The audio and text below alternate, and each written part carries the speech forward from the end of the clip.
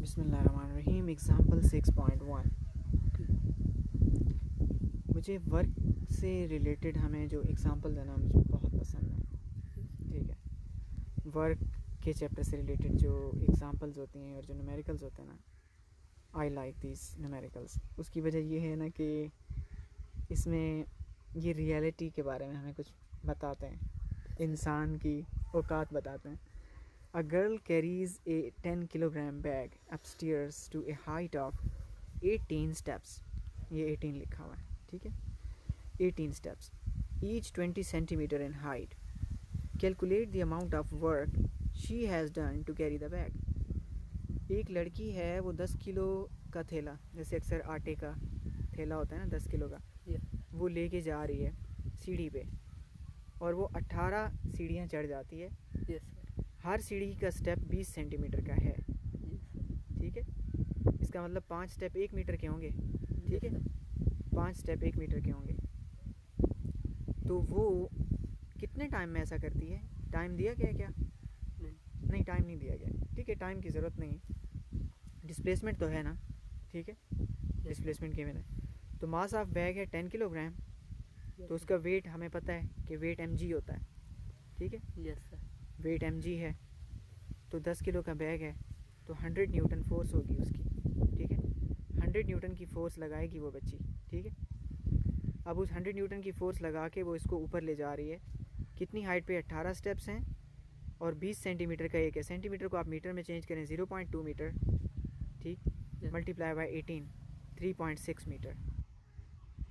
तो height find out करने का एक और आसान तरीका भी है, देखें, 18 मल्टीप्लाइड बाय 20 सेंटीमीटर में आएगा ना आंसर। यस ठीक, 18 मल्टीप्लाई बाय 20 डिवाइडेड बाय 100 कर दें आप। ठीक है, इसको मीटर में, अब आपका आंसर मीटर में आएगा। 18 मल्टीप्लाई बाय 20 कितने हो जाएंगे? 360 सेंटीमीटर। यस टोटल इसका जो स्टेप्स हैं वो 360 सेंटीमीटर के हो गए। इसकी बुलंदी 360 सेंटीमीटर हो गई। ठीक है, ओके। अब आप इसको मीटर में चेंज कर दें, डिवाइडेड बाय 100 कर दें आप, तो आपका आएगा पॉइंट यहाँ पे लग जाएगा 3.6 पे, तो 3.6 मीटर हो जाएगा। ठीक है, अब आपकी फोर्स है 100 न्यूटन की। ठीक है, और हाइट है 3.6 मीटर। ठीक, अब आप इनको मल्टीप्लाई कर दें, पॉइंट आपका इधर जाएगा, फिर 360 आ जाएगा। ठीक है, 100 के साथ मल्टीप्लाई करके तो आएगा 360 जूल। ठीक है, तो लड़की ने 360 जूल का काम किया है। यस ठीक है, दैट इज़ वर्क। 360 जूल की एनर्जी इस्तेमाल की उसने। आप दिमाग में एक्सपेरिमेंट करें। ठीक है, 360 जूल उसने काम किया है। ठीक है, हर सेकंड में उसने कितनी एनर्जी पैदा की होगी उसकी बॉडी ने। ठीक है, हर सेकंड में कितनी एनर्जी पैदा की होगी। अगर वो सीढ़ियाँ चढ़ रही है और आप माइंड में अगर आप पिक्चर बनाएं कि वो ऊपर चढ़ रही है, ठीक है, अगर उसने 10 सेकंड में ये काम किया है, यस ठीक है, 10 सेकंड में अगर वो थैले को ऊपर ले गई है, 10 सेकंड में मुमकिन है, इतना मुश्किल नहीं है, नॉर्मली इतना कर सकता है इंसान। ठीक है, अगर हम इसको 10 सेकंड से डिवाइड कर दें तो हमें 1 सेकंड का काम मिल जाएगा ना। यस तो 1 सेकंड का आएगा 36 जूल्स पर सेकंड। तो उसकी बॉडी ने 36 जूल पर सेकंड के हिसाब से एनर्जी पैदा की है। और इसको हम पता है क्या कहते हैं? इसको हम कहते हैं पावर। ठीक है, अब मैंने बाद की चीज़ पहले बता दी क्योंकि मौका अच्छा है ना। ठीक है, मौके पे इंसान को लगा देना चाहिए, माफ़ नहीं करना चाहिए। ठीक है, फिर इतना अच्छा मौका शायद ना मिले। ठीक है, कि अब हमने लड़की की एनर्जी, वो 1 सेकंड में फी सेकंड कितनी एनर्जी पैदा करी है पर सेकंड, वो हमने निकाल ली। और इस जूल पर सेकंड को पता है क्या कहते हैं? इसको हम कहते हैं वॉट। ये जो बल्ब पे लिखा होता है और चीज़ों पे लिखा होता है इतने वॉट है, इतने वॉट है, इतने वॉट है। तो ये जो बच्ची है ये 36 वॉट की है। ठीक है, 36 वॉट एनर्जी पैदा कर रही है। वैसे इंसान इससे ज़्यादा क्या कर सकता है, लेकिन इस वक्त 36 वॉट इसने पावर पैदा की है। मैंने सॉरी इस पे एरो लगा दिए, पावर वेक्टर नहीं है, पावर भी स्केलर ही है क्योंकि वर्क से ही निकला है ना। ठीक है, तो ये एक स्केलर क्वांटिटी है। ठीक, ये इंसान की क्या बताते हैं? औकात बताते हैं। आप बिल्कुल सही कह रहे हैं कि ये तो बिजली के बल्ब से भी कम है। ठीक, यानी हम इतनी पावर से, और आप ये भी देखें कि हम चाहे हम में से चलें, वो तो एक बच्ची है ना, ताकतवर बंदा भी है, सारा दिन सीढ़ियाँ नहीं चढ़ सकता है। यस और 10 किलो का थैला लेके तो बिल्कुल भी नहीं, ठीक है। 10 किलो का थैला लेके आप सारा दिन सीढ़ियाँ चढ़ते उतरते रहें, ठीक, बुखार आ जाएगा, ठीक है। अब आपको यहाँ पे एक और बात, बस मैं यहाँ पे ना एक और बात यहाँ पे ज़रूर बताना चाहता हूँ, इसको ज़ाय नहीं करना चाहता। देखिए पावर आपको कैसे मिली है, वर्क को किससे डिवाइड किया आपने, टाइम से। तो कितना काम किया है और कितने टाइम में किया है, ये पावर है। कितना काम किया है, कितने टाइम में किया है, ठीक है। तो जहाँ अब वॉट लिखा हो ना, आप समझ जाइएगा कि ये मशीन या ये चीज़ इतने जूल का काम कर रही है 1 सेकंड में, ठीक है। ठीक,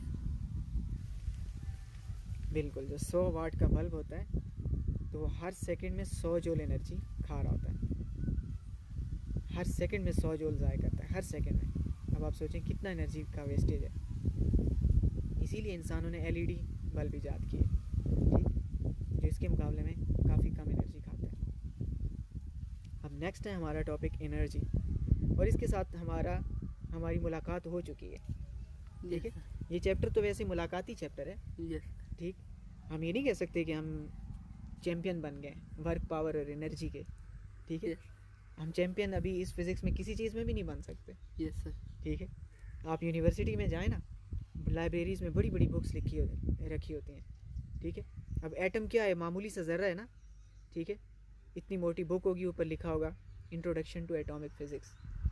इंट्रोडक्शन मतलब तारुफ, ठीक है, कि ये सारी बुक क्या है, इंट्रो है एटॉमिक फ़िज़िक्स का, जी। इंट्रोडक्शन टू न्यूक्लियर फ़िज़िक्स, ठीक है। Introduction to thermodynamics. अब हीट के ऊपर इतनी मोटी बुक होगी, सिर्फ हीट पे होगी वो, ठीक है, लेकिन उस पर लिखा होगा कि इंट्रोडक्शन है, और ये बात सच भी होती है, क्योंकि इतनी तहकीक हो चुकी है ना, किसी भी चीज़ में चैम्पियन बनना बहुत ज़िंदगी में वक्त लगता है, ठीक है। Energy, a body possesses energy if it is capable to do work. किसी जिस्म में अगर काम करने की सलाहियत हो तो इसको हम तवानाई कहते हैं। अब इस डेफिनेशन के मुताबिक एनर्जी क्या है, एनर्जी है वर्क की सलाहियत, ठीक। और वर्क का हमने क्या नाम रखा है, तब्दीली, ठीक है। इसका मतलब ये है कि अगर कोई जिस्म, अगर कोई बॉडी अपने अंदर तब्दीली छुपा के बैठा है, कैपेबिलिटी है ना, ज़रूरी नहीं कि उस वक्त तब्दीली आ रही हो, तब्दीली लाने की अगर सलाहियत भी है तो भी एनर्जी है, ठीक है, तो भी एनर्जी है। एक बॉम्ब होता है, तबाह करके रख देता है, कितनी बड़ी तब्दीली ले आता है ना वो, ठीक है, लेकिन जब तक फटता नहीं है तो सारी तब्दीली छुपा के बैठा होता है वो। आग है, आपका सेल फ़ोन है, रिमोट कंट्रोल कार है, ठीक है, और फ्यूल भरा हुआ है गाड़ी के अंदर, तो ये सारी चीज़ें क्या हैं, एनर्जी इनमें है, तब्दीली लाने की सलाहियत इनमें है। अगर ये अपने अंदर तब्दीली छुपा के बैठे हुए, ठीक है, तो इनमें एनर्जी है, ठीक है। वेरी इंटरेस्टिंग है कि ऑब्जेक्ट्स अपने अंदर तब्दीली छुपा के बैठे होते हैं, ठीक है। चाहे तब्दीली छुपी हुई हो या चाहे तब्दीली बिल्कुल बेपर्दा और आया हो, नज़र आ रही हो, ठीक है, दोनों सूरतों में इसको हम एनर्जी कहते हैं, ठीक है। अब ये पिक्चर बड़ी अजीब व गरीब है। यहाँ ये पत्तों की तरह नज़र आ रहे हैं, और ये झरना है। क्या झरने के मुकाबले में पत्ता इतना बड़ा हो गया क्या, है ना। ये थोड़ी सी अजीब बात है, समझ से बाहर है। मुझे ये पिक्चर समझ में नहीं आ रही कि ये कैसे खींची गई है या क्या है, ठीक है। थोड़ी हकीकत से थोड़ी दूर नज़र आती है, ठीक है। मैं आपको इस पिक्चर के बारे में ये बात बताना चाहता हूँ कि जब हम तब्दीली की बात करते हैं कि तब्दीली एनर्जी है, तो पानी में बड़ी एनर्जी है, चाहे समंदर का पानी है या झील का पानी है, ठीक। आप देखते हैं कि ना पहाड़ों को काट देता है ये। हम नीचे ज़रा इस कश्ती पे आते हैं। ये तो बहुत ही ज़्यादा इंटरेस्टिंग और सोचने का मकाम है। अगर कश्ती में सफ़र करे ना इंसान, समंदर में सोच में मुब्तला हो जाता है, ठीक है। एक अमेजिंग एक्सपीरियंस होता है, ख़ास तौर पर डीप सी में, जहाँ दूर दूर तक कोई और आपको किनारा नज़र ना आ रहा, when you can't see, okay, when you can't see the coast line, साहिल को अब जब आप ना देख सकें, बड़ा अमेजिंग एक्सपीरियंस होता है। ये जो ये जो है होता है ना बेटा, ये इसका जो, इसको हम क्या कहते हैं, इसको सेल कहते हैं, ठीक है, कपड़े का जो बना हुआ होता है, ठीक है, सेल। उर्दू में कहते हैं बादबान, और ऐसी कश्ती को बादबानी कश्ती भी कहते हैं।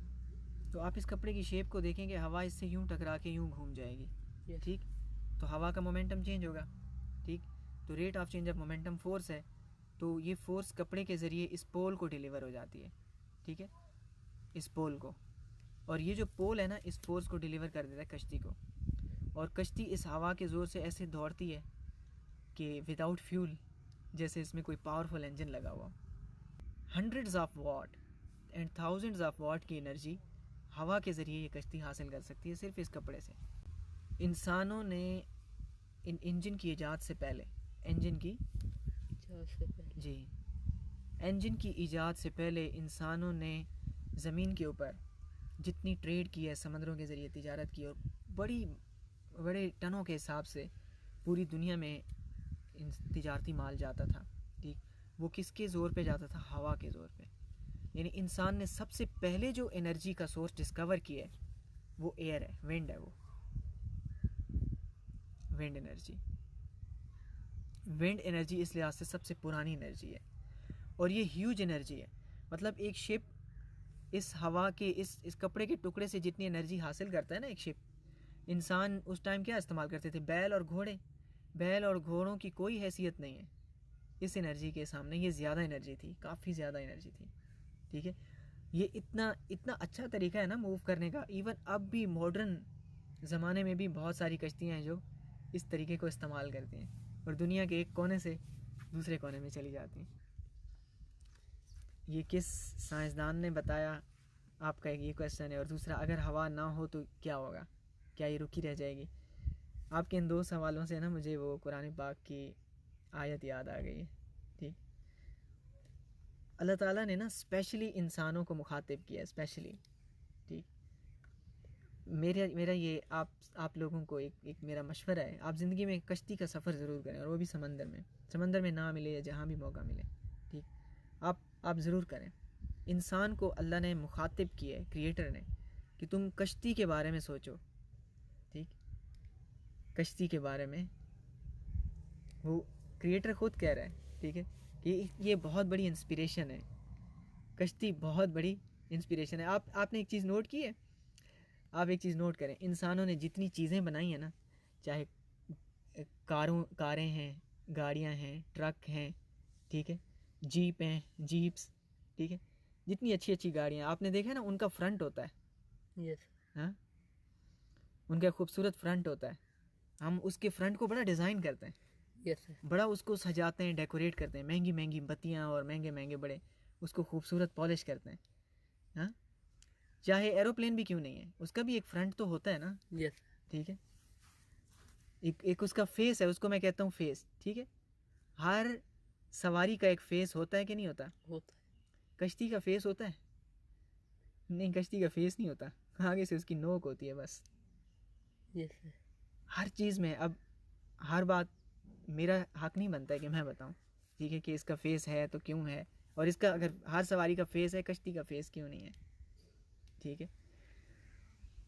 बहरहाल मैं आपको बताना ये चाहता था कि अगर हवा ना हो ना, अब मैं आपको बता देना चाहता हूँ, ठीक है, कि कुरान में भी यही लिखा हुआ है कि इंसान ये कहता है कि मुझ पे हालात क्यों गुजरते हैं, ठीक है, तूफ़ानी हालात मुझ पे क्यों आते हैं, ठीक है, मेरी ज़िंदगी में हवाएं क्यों चलती हैं, ठीक है, और मेरा सब कुछ क्यों बिखर जाता है, ठीक है, और मेरी ज़िंदगी का सब कुछ उजाड़ के और बिखर के, ठीक है, सब कुछ बिखर के रह जाता है, आखिर ऐसा क्यों है? तो वो फरमाता है कि अगर तुम कश्ती में बैठो और समंदर में हो और हवा रुक जाए, तुम दुआएं मांगोगे काश हवा चले, ठीक है, और ये कश्ती दौड़े। हवा चलेगी, ठीक, तो कश्ती दौड़ेगी, हवा नहीं चलेगी, कश्ती नहीं दौड़ेगी। और ये एक बात है कि समंदर में ना हवाएं रुकती नहीं है, बहुत कम रुकती हैं, ठीक, बिल्कुल ज़ीरो नहीं होती, क्योंकि समंदर में कोई रुकावट नहीं होती ना, इसलिए हवाएं स्लो या तेज़ एवरी टाइम मूव करती रहती हैं, और कश्तियाँ भी एवरी टाइम मूव करती रहती हैं, ठीक है। वेल डन, बहुत अच्छा क्वेश्चन किया है आपने। इसका भी मैं आंसर देना चाहता हूँ आपको। आपका अच्छा क्वेश्चन है। आप कह रहे हैं कि कपड़ा तो ऐसे लगा होता है कश्ती में, ठीक है, ऐसे लगा होता है, तो फिर अगर हवा साइड से चलेगी, हवा अगर इस बगल से आएगी तो कश्ती इधर जाएगी या उस तरफ जाएगी, ठीक। तो इस कपड़े को ना इस एक एंगल पे घुमा देते हैं। हवा जब टकराती है ना तो वो यूं काटती है, इसको यूं काट के हवा पीछे चली जाती है, ठीक। अब जब हवा यूं काटती है ना इसको, तो इसमें थ्रस्ट पैदा होता है, momentum, rate of change of momentum, ठीक है, इस डायरेक्शन में होता है। तो जो इसको थ्रस्ट मिलता है ना कश्ती को, वो इस डायरेक्शन में मिलता है। बाकी थोड़ा बहुत जो तब्दीली होती है ना वो रडर से हो जाती है। अगर कश्ती इस डायरेक्शन में जा रही है तो रडर से घुमा के इसको इस डायरेक्शन में भी ले जाते हैं, इस डायरेक्शन में भी ले जाते हैं, ओके, ठीक है। तो इसलिए मोमेंटम इस तरफ चेंज हो रहा है, तो कश्ती थोड़ी 45 डिग्री पे इस डायरेक्शन में इसको थ्रस्ट मिलेगा, फिर रडर से इस थ्रस्ट को इधर मोड़ देते हैं, ठीक है। तो कश्ती साइड की हवा में भी सीधे इस तरफ जा सकती है। सिंपल सी बात ये है कि हवा अगर इस तरफ चले तब भी कश्ती इधर जा सकती है। खुदा तुझे किसी तूफ़ान से आशना कर दे कि तेरे बहर की मौजों में इज़्तिराब नहीं। इकबाल ने कहा है कि अपनी कौम के नौजवानों को, कि वो दुआ कर रहा है कि अल्लाह करे तुम्हारी ज़िंदगी में तूफ़ान आ जाए, ठीक है, ताकि तुम्हारे दिल में ना इज़्तिराब और हलचल पैदा हो जाए, बेचैनी आ जाए, ताकि तुम खड़े हो जाओ, उठो, कुछ करो, ठीक है। खुदा तुझे किसी तूफ़ान से आशना कर दे कि तेरे बहर की मौजों में इज़्तिराब नहीं। अब आपको कुछ समझ में आया? Yes sir. हाँ, तब्दीली, काइनेटिक एनर्जी। अब ये सारे मुलाकाती टॉपिक्स हैं, ठीक है, ऐसा नहीं कि इनके बारे में हम मैथमेटिकल डेरिवेशंस करेंगे। काइनेटिक एनर्जी क्या होती है? अब काइनेटिक एनर्जी, कश्ती में काइनेटिक एनर्जी आ जाती है, ठीक है। हवा में काइनेटिक एनर्जी है। काइनेटिक एनर्जी कहते हैं वो एनर्जी जो मूवमेंट से पैदा होती है, यस सर। हरकत से जो एनर्जी पैदा होती है वो काइनेटिक एनर्जी होती है। जो गोलियां चलती हैं और तबाही मचा देती हैं, ठीक है, तो गोली में क्या होती है? काइनेटिक एनर्जी होती है। गोली में कौन सी एनर्जी होती है? Kinetic energy. इसका फॉर्मूला होता है half M V square. Kinetic energy का फॉर्मूला क्या है? Half M V square. आप इस फॉर्मूले को ज़रा गौर से देखें, आपको काफ़ी इंपॉर्टेंट बातें, ये फॉर्मूला बोल रहा है, कलाम कर रहा है आपसे। अगर आप इसकी अक्ल से इसकी बात सुने, कान से नहीं, अक्ल से बात सुने कि ये फॉर्मूला क्या कह रहा है। ये फॉर्मूला कह रहा है कि काइनेटिक एनर्जी बराबर होती है मास और वेलोसिटी का स्क्वायर और उसका आधा, ठीक है, एम वी स्क्वायर के आधे के बराबर होती है। इसका मतलब ये हुआ कि अगर आपने किसी चीज़ की एनर्जी को, किसी चीज़ की वेलोसिटी को डबल किया, किसी चीज़ की वेलोसिटी को डबल किया तो एनर्जी 4 गुना ज़्यादा बढ़ जाएगी, यस सर। ठीक है। और अगर वेलोसिटी 3 गुना हो गई तो एनर्जी 9 गुना ज़्यादा बढ़ जाएगी, यस, ठीक। और अगर 10 गुना वेलोसिटी बढ़ गई तो एनर्जी 100 गुना ज़्यादा बढ़ जाएगी। अब आप समझ सकते हैं कि काइनेटिक एनर्जी का बराह रास्त ताल्लुक वेलोसिटी के साथ है, यस, ठीक। ये अगेन एक ख़तरनाक कॉम्बिनेशन है। Yes sir. याद है आपको? वो तो खाली एम वी था, इतना Yes. ख़तरनाक था। अब तो वी के ऊपर स्क्वायर लग गया है, यस सर। ठीक है। और आपको पता है जब स्क्वायर लगता है ना तो काम बहुत भयानक हो जाता है, ठीक है। तो अब आप देख सकते हैं कि अगर ये सारी चीज़ें कांस्टेंट हैं, 1/2 फिक्स है ना, यस, और चीज़ का मास भी फिक्स रहता है, ठीक है, तो ये सब कुछ कांस्टेंट हो गया। तो अब आप अगर ये कांस्टेंट है तो काइनेटिक एनर्जी, मैं कह सकता हूँ काइनेटिक एनर्जी डायरेक्टली प्रोपोर्शनल है, ठीक है। काइनेटिक एनर्जी डायरेक्टली प्रोपोर्शनल है वी स्क्वायर के, यस, ठीक है। वी अगर बढ़ेगा तो काइनेटिक एनर्जी उसके स्क्वायर के गुना बढ़ेगी। Yes sir. It's really dangerous, ठीक है। Kinetic energy half M V square के बराबर है। तो energy due to velocity of a body is called kinetic energy, yes, ठीक है। हवा में काइनेटिक एनर्जी है, वो कश्ती को दे रही है और कश्ती मूव करती है, फिर कश्ती में काइनेटिक एनर्जी आ जाती है। Energy, the energy possessed by a body due to its motion is called kinetic energy, ठीक है। किसी जिस्म में उसकी हरकत की वजह से जो एनर्जी होती है वो काइनेटिक एनर्जी होती है, ठीक। यानी कि हरकत तब होती है जब कोई चीज़ अपनी पोजीशन में तब्दीली पैदा करती है, तो ये मखसूस एनर्जी है जो पोजीशन में तब्दीली से आती है, ठीक है। यहाँ पे इसकी इक्वेशन डिराइव की गई है। मैं समझा इक्वेशन डिराइव नहीं की गई होगी, लेकिन की गई है। चलें, कोई मुश्किल बात नहीं है, मैं आपको समझा देता हूँ, ठीक है। इसके लिए हम एक सिचुएशन यहाँ पे रखते हैं। देखें, ये एक बॉडी है, इसका मास m है, हमने इसके ऊपर फोर्स लगाई है, ठीक है। इसकी इनिशियल हमने इस पे फोर्स लगाई है, तो इसकी इनिशियल वेलोसिटी 0 थी, फाइनल वेलोसिटी कुछ ना कुछ हो जाएगी, ठीक है। फाइनल वेलोसिटी v हो जाएगी, ठीक है। फोर्स तो इनिशियल वेलोसिटी और फाइनल वेलोसिटी उसकी क्या होगी, कुछ ना कुछ वेलोसिटी होगी, वो v हो जाएगी। शुरू में ऑब्जेक्ट रुका हुआ था और उसने डिस्प्लेसमेंट तय किया, ठीक है। अब ये जो तब्दीली आई है, एक तो दो तब्दीलियाँ नोट कर लें, एक इसकी इनिशियल वेलोसिटी है और एक इसकी फाइनल वेलोसिटी है, ठीक है। एक तो उसकी वेलोसिटी में तब्दीली आई है और दूसरी तब्दीली है उसकी पोजीशन में, और ये तब्दीली आई है s फासला तय हुआ है, ठीक है। अब हम इस तब्दीली से हम काइनेटिक एनर्जी की इक्वेशन डिराइव करने की कोशिश करेंगे, ठीक है। अब हमें पता है, वी नो दैट, हमें पता है, बात यहाँ से शुरू होगी। जब भी एनर्जी की बात होगी तो वो वर्क से शुरू होगी, ठीक है। वी नो दैट, हमें पता है कि वर्क बराबर होता है फोर्स इनटू डिस्प्लेसमेंट, ठीक है। ये इक्वेशन 1, ये अहम इक्वेशन है। हम जो भी बनाएंगे बना के इसी में डालेंगे, ठीक है। अब हमें दो चीज़ें बनानी है, एक हमें फोर्स चाहिए कि इस ऑब्जेक्ट पे कितनी फोर्स लगी है और ऑब्जेक्ट ने कितना डिस्प्लेसमेंट तय किया है। ये दो मालूमात हम इस इक्वेशन में डालेंगे तो इक्वेशन हमें काइनेटिक एनर्जी बता देगी, ठीक है। तो चलिए अब हम सबसे पहले फोर्स के बारे में मालूमात हासिल करते हैं। फोर्स हमें पता चलता है न्यूटन सेकंड लॉ से। जब भी किसी ऑब्जेक्ट की फोर्स की बात की जाती है न्यूटन सेकंड लॉ से आती है, ठीक है। तो हम कहेंगे यूजिंग न्यूटन सेकंड लॉ,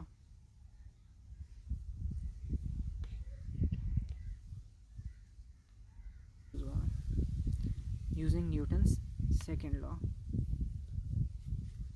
ठीक है। न्यूटन सेकंड लॉ को हम इस्तेमाल करेंगे।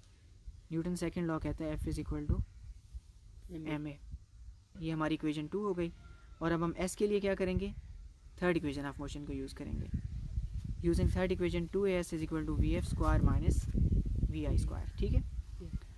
अब हमें चाहिए s, तो हम 2a को उस तरफ भेज देंगे, तो s बराबर हो जाएगा vf square minus vi square upon 2a, ठीक है। अब हमें पता है कि इस ऑब्जेक्ट की इनिशियल वेलोसिटी 0 थी, फाइनल वेलोसिटी v थी, ठीक है। तो हम ये वैल्यूज़ पुट कर देंगे, क्योंकि ये जो ऑब्जेक्ट यानी गेंद थी पहले रुकी हुई थी ना, तो vi 0 थी और vf इसकी v थी। अब हम ये वैल्यू पुट कर देंगे, vf आ जाएगा यहाँ पे v के बराबर और vi 0 हो जाएगा, vi 0 हो जाएगा अपॉन 2a। अब आप देखें s बराबर हो जाएगा v स्क्वायर अपॉन 2a, ठीक है, क्योंकि ये चीज़ तो 0 हो चुकी है। अब हमारे पास ये हो गई इक्वेशन 3। अब इक्वेशन 2 में फोर्स पड़ी हुई है हमारी, और इक्वेशन 3 में s है।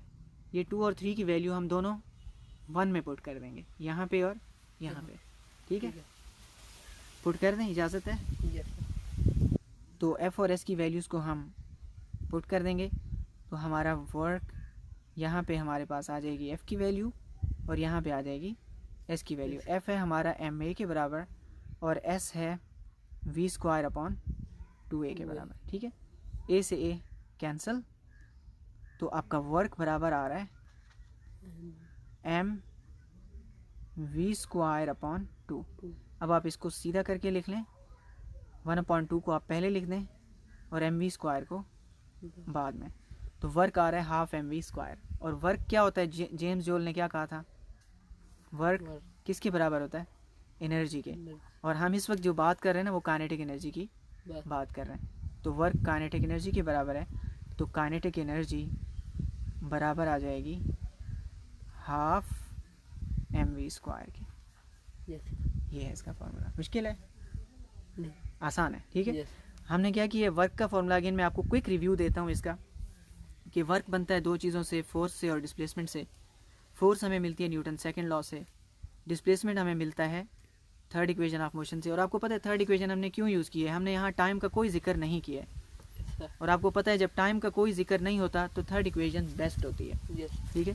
थर्ड इक्वेशन यूज़ की हमने एस की वैल्यू अलग की है, इनिशियल वेलोसिटी 0, फाइनल v, ठीक। एस की वैल्यू को निकाल के और फोर्स की वैल्यू को निकाल के दोनों को हमने वर्क के फॉर्मूले में डाला है, एक्सेलरेशन कैंसिल किया है और हमारे पास एक खूबसूरत इक्वेशन बन के सामने आ गई है।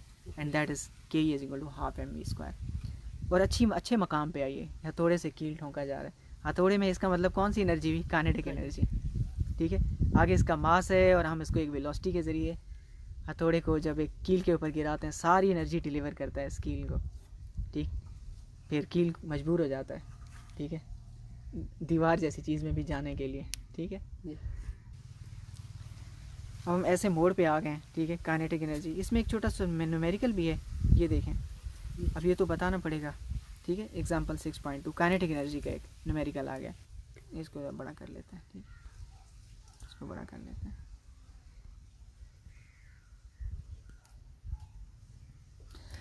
A stone of mass 500 gram strikes the ground with a velocity of 20 meters per second. How much is the kinetic energy of the stone at the time it strikes the ground? एक 500 ग्राम यानी आधा kilo का पत्थर है, वो 20 metre पर second की velocity के साथ टकराता है ज़मीन पे, तो उसकी काइनेटिक एनर्जी कितनी होगी, ठीक है। मास उसका 500 ग्राम है, आप इसको 1000 से डिवाइड करेंगे तो ये किलोग्राम में चेंज हो जाएगा। Yes sir. आधा किलो 0.5। अब आप काइनेटिक एनर्जी का फॉर्मूला लगा दें यहाँ पे, ये देखें वेलोसिटी इसकी 20 मीटर पर सेकंड है, काइनेटिक एनर्जी आप फॉर्मूला लगा दें, मास आपको पता है, ठीक है। तो आप क्या करेंगे, K E is equal to half, M की जगह आप लिखेंगे 0.5, वेलोसिटी की जगह लिखेंगे आप 20 मीटर पर सेकंड, और 20 का स्क्वायर हो जाएगा क्योंकि वेलोसिटी का स्क्वायर भी तो है ना, ठीक है। तो हाफ 0.5, 20 का स्क्वायर होगा, 20 को 20 से मल्टीप्लाई करें तो 400 आएगा। इसको आप काट दें, फिर हो जाएगा 200, फिर आप इसको 0.5 से मल्टीप्लाई करें। 0.5 से आप किसी भी चीज़ को मल्टीप्लाई करें ना, वो आधी हो जाती है। Yes sir. 200 100 हो जाएगा, यस 100 जूल काइनेटिक एनर्जी होगी। आधे किलो का पत्थर 20 मीटर पर सेकंड से गिरा, 20 मीटर पर सेकंड मतलब 2 सेकंड लगेंगे इसको, ठीक है। तो 100 जूल की एनर्जी से हिट करेगा, that is quite a lot, yes sir. ठीक है। 100 जूल की एनर्जी से हिट करेगा।